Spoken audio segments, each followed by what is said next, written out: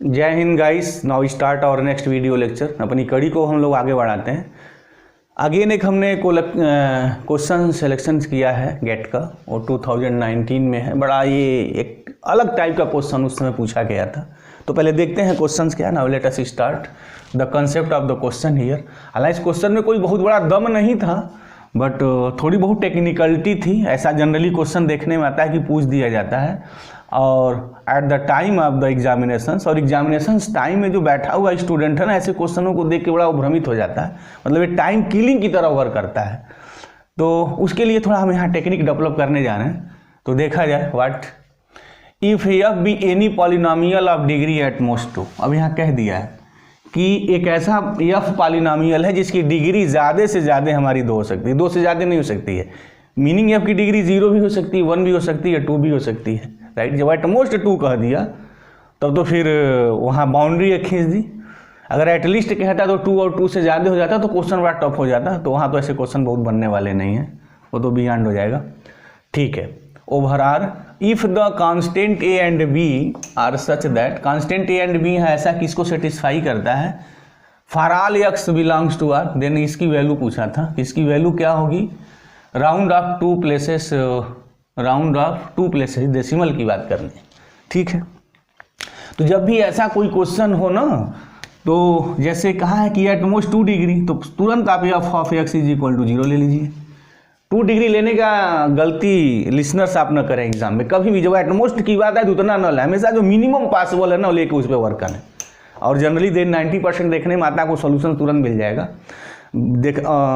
लेकिन अगर 2 डिग्री आप ले लेते हैं तो डेफिनेटली आप ट्रबल में हो जाएंगे और बहुत टाइम आपका उसमें चला जाएगा।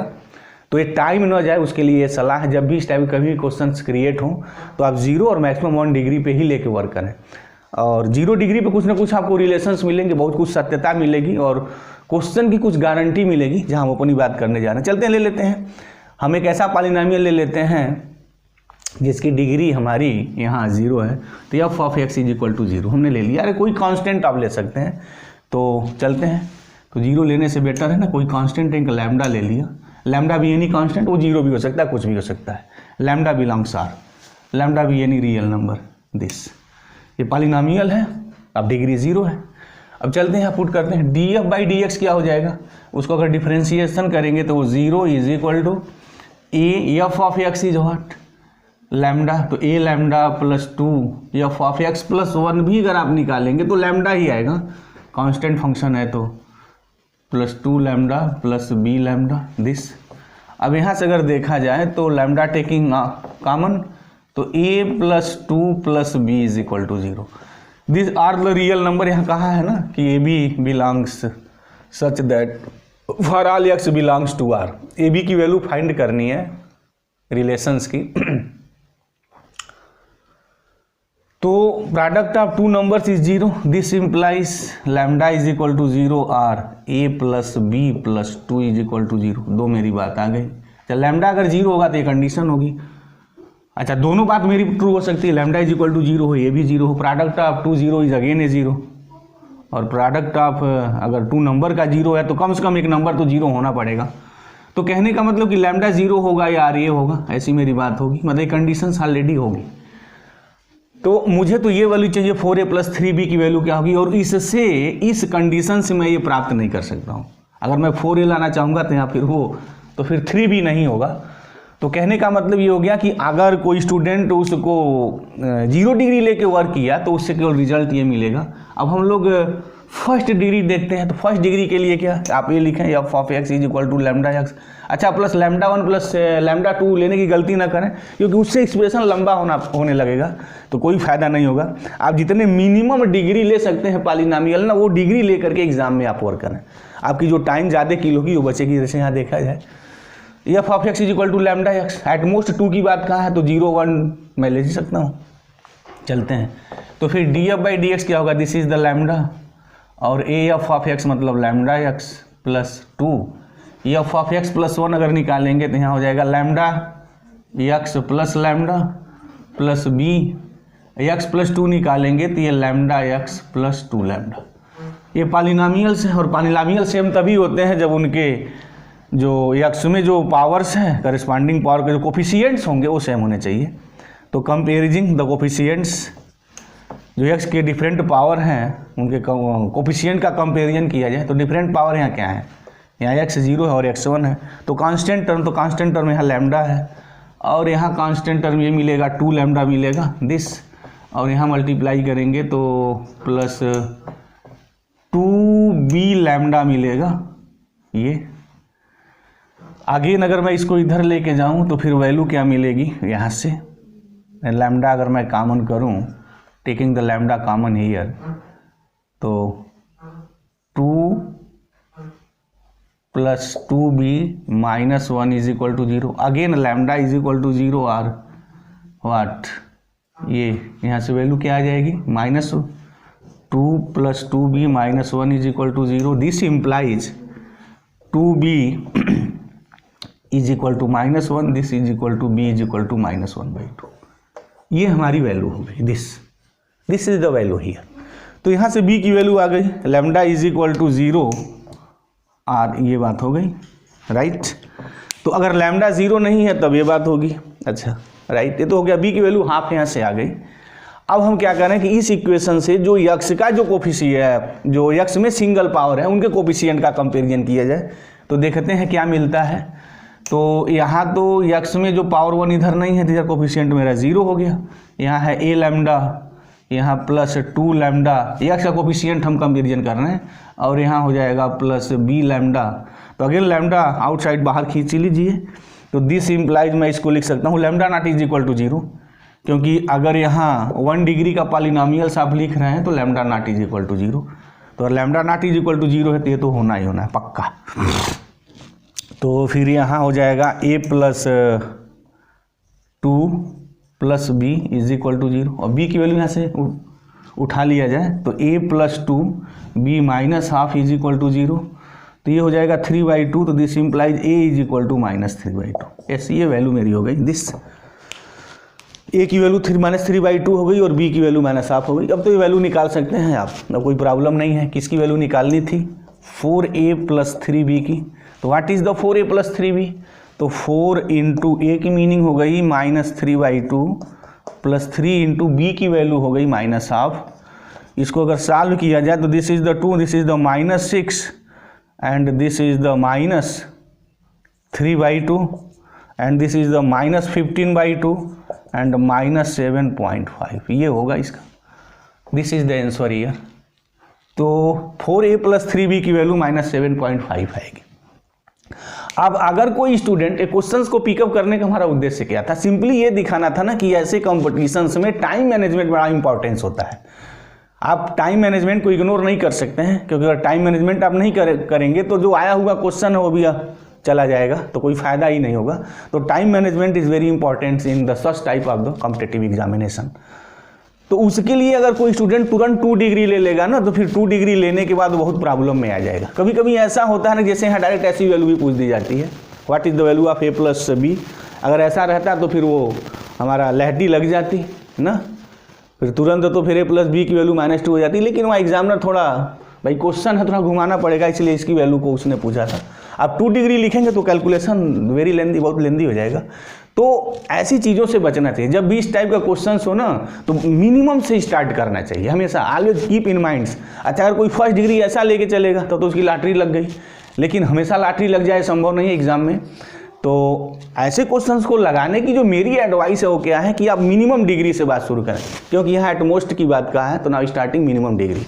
तो जब भी मिनिमम डिग्री से बात शुरू करेंगे ना, तो आप क्वेश्चन सही डायरेक्शन में लगा रहे हैं। अच्छा, कोई अगर 2 ले लेगा तो लगाएगा, बट उसकी टाइम बहुत किलिंग हो जाएगी, उतने में तो 1-2 क्वेश्चन और वो सॉल्व कर देगा। अब एक क्वेश्चंस और हम पिकअप कर लेते हैं, वो आइगन वैल्यूज और आइगन वेक्टर्स पे थोड़े अच्छा क्वेश्चंस बनाया गया था, और जनरली ऐसे क्वेश्चंस बनाए भी जाते हैं। तो वहाँ कौन कौन सा कंसेप्ट यूज किया गया है उस क्वेश्चंस को बनाने में। 2019 का क्वेश्चंस है, वो लीनियर अलजेब्रा पार्ट्स पे है, तो उसको भी थोड़ा मैं यहाँ पिकअप करूँ। देखते हैं वो क्वेश्चन क्या है। क्वेश्चन वो ये है कि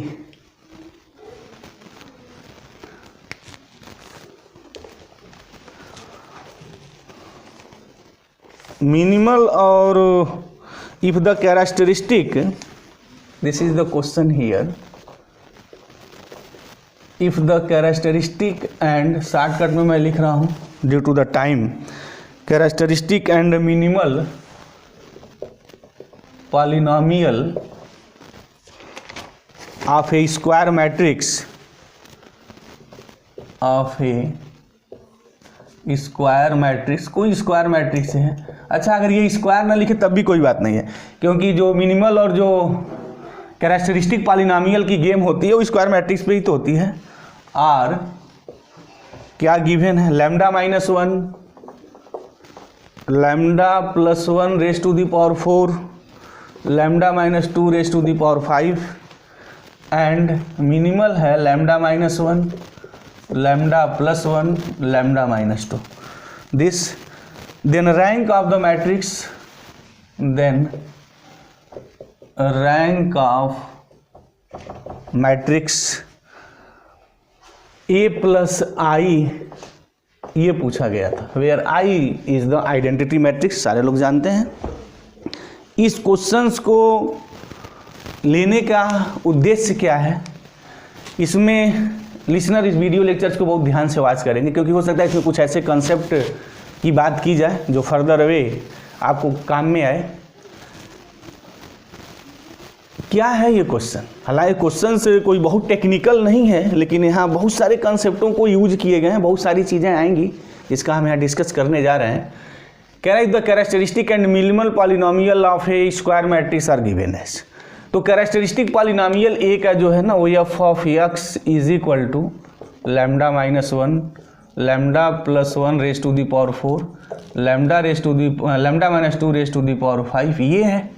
और जो मिनिमल पॉलिनोमियल है इस मैट्रिक्स का वो ये है lambda minus 1, lambda plus 1, lambda minus 2। एक यहाँ बात करनी है, और always keep in mind that concept कि जब भी किसी भी मैट्रिक्स का मिनिमल पॉलिनोमियल लीनियर पॉलिनोमियल में हो, product of the linear factor हो, डिस्टिंक्ट लीनियर फैक्टर, तो डेफिनेटली वो जो मैट्रिक्स होता है ना वो डायगोनलाइजेबल होता है। और कंडीशंस भी है, matrix is said to be diagonalisable if and only if its minimal polynomial is the product of the distinct linear factor. वहाँ लीनियर फैक्टर अगर जैसे यहाँ लीनियर फैक्टर है, this is the linear factor, तो ये जो मैट्रिक्स है पक्का डायगोनलाइजेबल होगा। तो डायगोनलाइजेबल की मीनिंग क्या होगी कि एक ऐसा मैट्रिक्स डी एग्जिस्ट करेगा जो पी इनवर्स ए पी लिखेंगे, और D is a diagonal matrix. एक ऐसा non singular matrix P exist करेगा कि इनके बीच ऐसा रिलेशन होगा। अच्छा, एक और बात, जब भी ऐसा रिलेशन मिल गया ना तब तो फिर आप बादशाह हो जाएंगे वहाँ। तो फिर ए पे वही सारी चीज़ें होंगी जो डी की होंगी, डी का ट्रेस वही होगा जो ए का होगा, ए का रैंक वही होगा जो डी का होगा, ए का डिटर्मिनेंट्स वही होगा जो डी का होगा।